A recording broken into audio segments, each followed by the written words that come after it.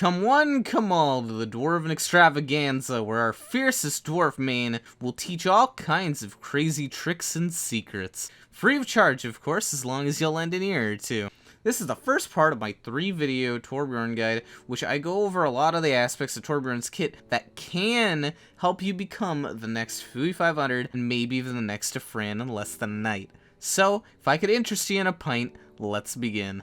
Let's talk about the rivet gun. His primary fire, which coincidentally should be your primary fire. The shotgun is ass, and I've debated on binding it even, but let's trash on it later. Firstly, to aim the primary fire, you need to understand its range. It has near infinite range with no fall off damage. It's also a projectile, so this makes firing around corners and playing sightlines easy. Positioning is important, and even as an aggressive player, if I act too much like a dumbass, then I feed my dumbass off. Make sure to play walls and corners to take advantage of your projectiles. Now that you are transcendenced by this knowledge, I can teach you how to shoot. The unique part of Torb's gun versus any other projectile weapon is its heavy drop-off. This means the closer you are, the more it acts like a normal projectile, but as it gets farther away, the bullet will start to arc and fall through the power of gravity. You believe in gravity, don't you? Well, we can use the same principle to aim our gun. Imagine the enemy has an apple on their head. If you fire at this apple from a distance, you will hit their head instead. Now what if they move? This is called leading your shots. You put your crosshair in front of where they are moving, that way they move into it. Well now, what if it's Lucio spamming A and D? Where do you aim? Aim at the center. They are trying to predict your aim, so just aim at center mass because they won't actually be moving. This is the drill that will take you to the GMs. If you can aim Torb's primary fire, you are already better than 90% of Torbjorns and 75% of players. A hard but rewarding gun to master is important.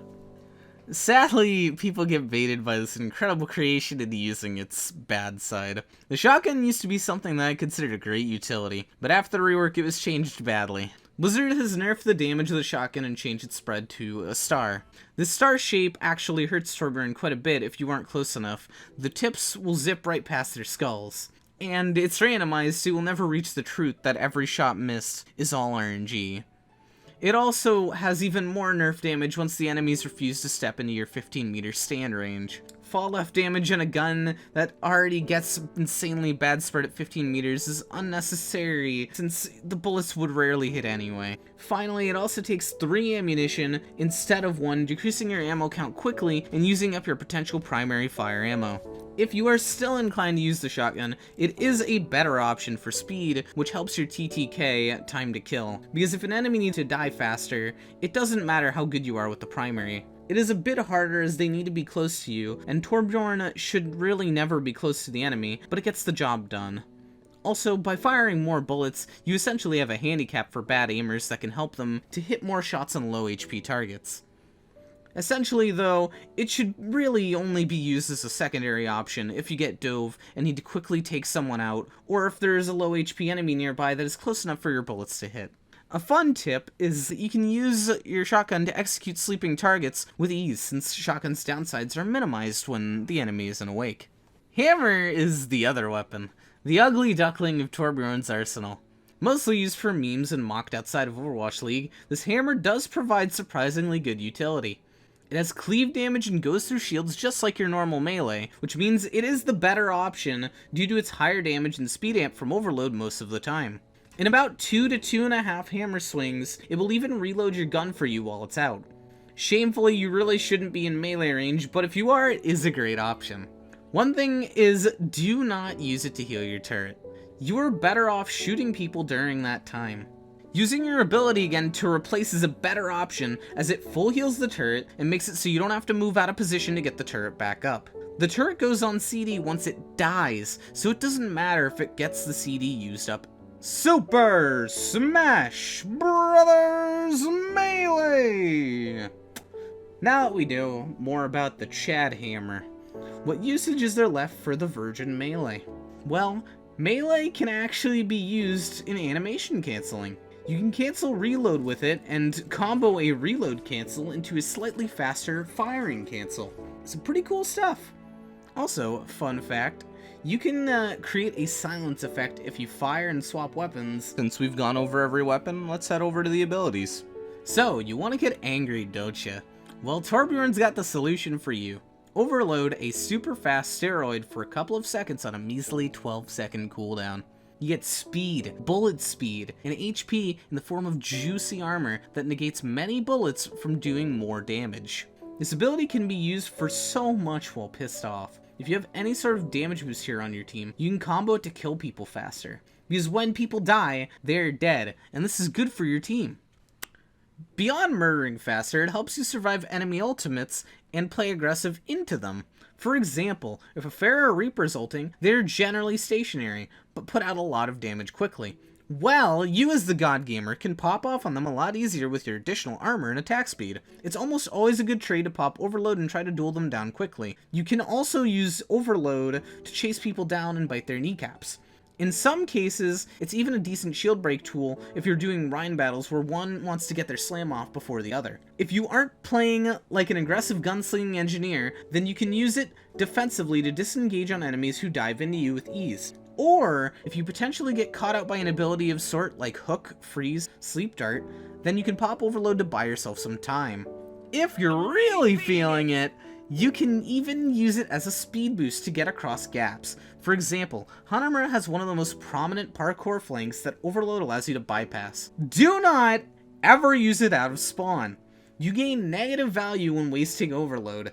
Putting it on a 12-second cooldown to get slightly faster isn't worth it due to long cooldown and possibly needing it during this time frame. So here we have our pasta sauce, the Gooey Justice. This special goop does extra damage to armor, which makes it a devastating tank shredder, if they stand in it. Now, what other uses does it have, you ask? Well, you can use it to combine with other ultimates, Zarya Grav, Sigma Ult, Earth Shatter. Anything that locks a player in place will make them taste Burning Justice. It is a great combo tool. It can also be used outside of combos for zoning enemies or getting picks. If a team is pushing in, you can choose the route they push by blocking them off with your goop.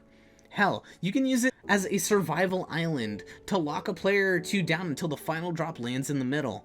Molten Core is something to get creative with, but understand its strengths and weaknesses. It's blocked by shields and it's relatively easy to escape from, but can cover a lot and deal massive damage. For firing your molten goodness, you can try doing it in a couple of ways, whatever best suits you to spread the butter. Hold down and move quickly is a good option for getting out as fast as possible, while tapping your button and moving around is a bit slower, but allows for more accuracy and less room for error. Before going on to the most defining part of Torbjorn's kit, here are some quick tips for Molten Core. Generally, before push, if you ult from the high ground, you get a better positioning and a better view, but it's very high risk, high reward. If you feel like playing safer, the core timer doesn't start until it hits the ground, so try firing up in the air, and/or over their heads. The goo also bounces off walls very lightly, but can sometimes get stuck. This is a great tool for getting behind enemy shields or around walls. Erecting a sentry gun here. We have the most important part of Torbjorn, his stand, Artificial Heart. This is what makes Torbjorn Torb and not just a projectile McCree. I want to teach you something important. I want you to know where, what, and did. This means, where does the turret go? What should it do? And did it work? Games are very situational, both with compositions and how players play, and understanding how to place a turret is more important than mimicking a high elo player's style. Your own defining style is what will make you rise to the top, but we need to build on your style. So first off, where does the turret go? Well, you need to understand frontline and backline before you can even think of placing down your gun. The frontline is generally the higher risk, higher reward play, which means placing it behind your tank's shields or flanking with the turret up. This rewards aggressive playstyles as it pressures enemies a ton more, but these turrets tend to be more susceptible to death due to the enemies having easier access to your turrets. The backline, on the other hand, is a low risk and medium reward situation. You get decent value out of the turret due to it being harder to kill, able to protect supports, and you, better and overall, die less. Backline turrets are what most of you should be doing. Playing passively, having defense against flankers, divers, and decent spacing away from the enemies is a huge plus. As I've said before, the farther Torb is from the enemies, the better you are. Torb is a ranged hero after all. Now, what are your goals for the turret now that you have a better understanding of where it should go? Well, your goals for the turret should rely on this phrase. If the turret can see them, then they can see the turret. so you have to min-max your placement for the lowest possible vision from enemies with the highest value. This means understanding high ground placement versus low ground placement. If you place the turret on high ground, it can see everything, but everything can see it, making this type of spot a high reward and high risk due to it having the best vision but the easiest ways to die.